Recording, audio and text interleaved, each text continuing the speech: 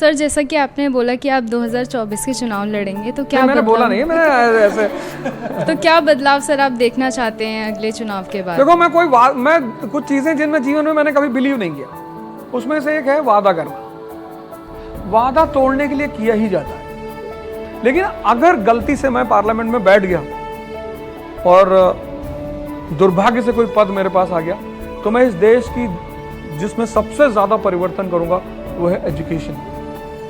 Exam तो मैं खत्म ही कर दूंगा एकदम से, कि कोई एग्जाम नहीं होगा। इसका ये मैसेज तो नहीं है सर कि आप आम आदमी पार्टी की तरफ जा रहे हैं, वन नेशन जो बच्चों के ऊपर एक प्रेशर है, मैं देखता हूँ नर्सरी के बच्चे, नर्सरी में क्या पता उसको आईएएस क्या होता है। सर ये हमारा लड़का आईएएस बनेगा, वो छोटा सा बच्चा, वो मुझे ऐसे घूरता रहता है कि भाई तुम भी टॉर्चर करो। मैं कहता नहीं बेटा। और कहता क्या होता है अंकल आईएएस में? मैंने कहा शूटिंग सिखाते हैं, हॉर्स राइडिंग, मारना। अब मैं करूंगा प्रिपरेशन। तो मैं सब, क्योंकि किसी भी समाज, परिवार, देश में जब भी बदलाव आया है तो वो एजुकेशन की वजह से है। तो मेरा सारा ओरिएंटेशन होगा एजुकेशन।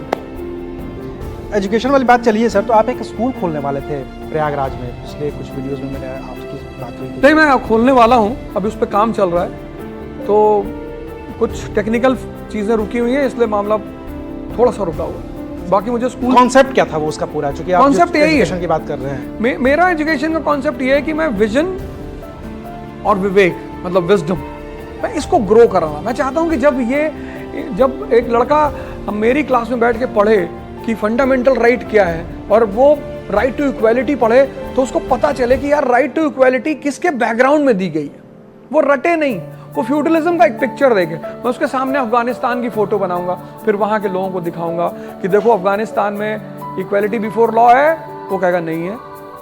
क्यों नहीं है भाई? क्योंकि कॉन्स्टिट्यूशन नहीं है, वहां कोई सिटीजन नहीं है। फिर इंडिया का मैप बगल में बना दूंगा। मैंने कहा हम यहाँ क्या है? सिटीजन है। तो सिटीजन है तो उनके राइट्स होंगे।